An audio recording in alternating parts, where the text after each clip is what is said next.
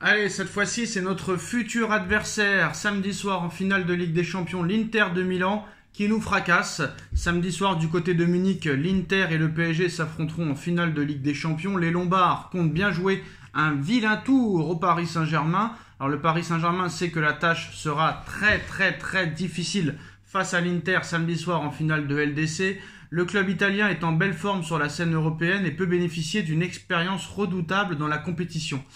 Les hommes de Luis Enrique devront faire abstraction du contexte pour aller chercher le trophée avant cette grande finale à Munich. Tous les coups sont permis entre les deux formations. S'il n'existe pas de rivalité particulière entre le Paris Saint-Germain et l'Inter, le club italien veut jouer la carte du pauvre avant d'affronter les Franciliens. Ce n'est pas Giuseppe Morata qui dira le contraire, lui qui veut que ses joueurs aillent de l'avant malgré les moyens du Paris Saint-Germain. C'est vrai que l'Inter est un club très pauvre. L'Inter n'a jamais remporté la Ligue des Champions. Ah si, peut-être 4 fois. L'Inter n'a pas dominé le championnat italien en achetant tous les meilleurs joueurs à l'époque de leur grande année avec le Milan AC. Non, pas du tout. L'Inter est un club pauvre. L'Inter n'a pas fait la finale de la Ligue des Champions il y a 2 ans. L'Inter n'est pas en finale de Ligue des Champions cette saison. L'Inter est un club pauvre.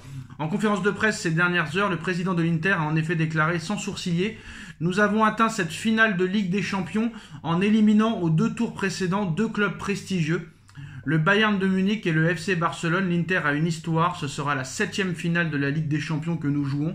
Nous voulons le faire en étant protagonistes. Dans le sport, il ne faut jamais être arrogant. L'arrogance ne mène à rien, il faut être ambitieux. Nous allons jouer contre un club qui est d'un gros calibre, avec de grandes possibilités financières, mais nous nous sentons capables de les battre. J'espère que la finale sera belle pour que nous puissions terminer quelque chose de bien. Malheur aux vaincus dans cette finale qui s'annonce déjà bouillante. Le Paris Saint-Germain souhaitera également être protagoniste dans cette rencontre. Luis Enrique a préparé ses hommes collectivement depuis des mois et ne compte pas passer à côté de l'événement. Alors là, tu as le président de l'Inter de Milan qui vient critiquer la puissance financière du Paris Saint-Germain.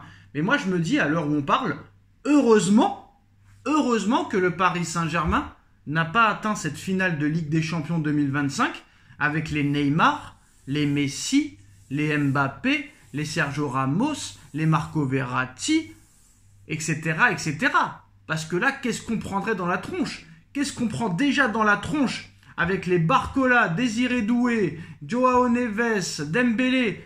À part Dembélé, c'est des mecs qui ont à peine 2 saisons en professionnel, qui n'ont aucune expérience de la Ligue des Champions. Pareil pour Pacho et compagnie.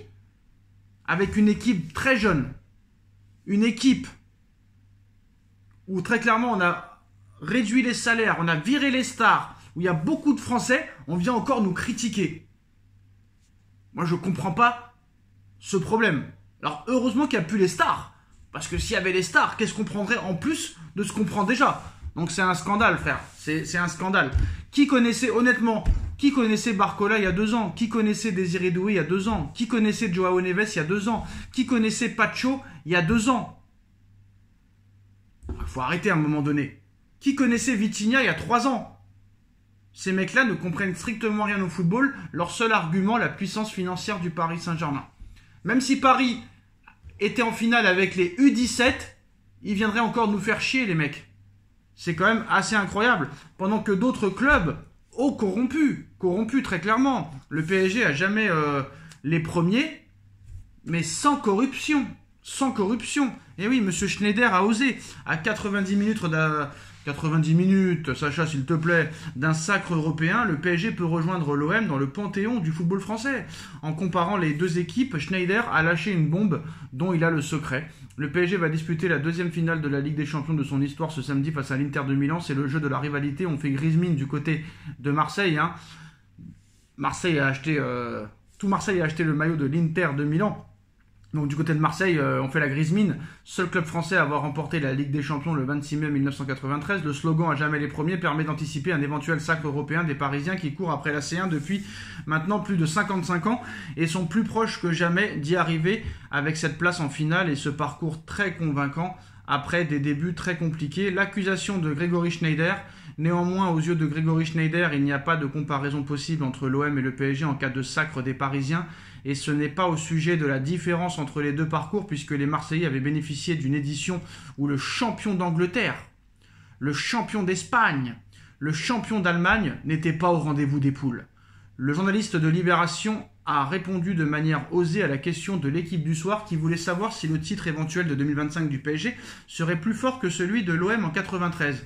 Bien sûr, pour la bonne raison que le PSG, lui, n'a pas rincé certains joueurs adverses pour gagner les matchs, a balancé le chroniqueur de la chaîne L'Équipe, habitué au coup de sang sur les réseaux sociaux ou à la télévision, et pour que le titre de 93 de Marseille est entaché de corruption.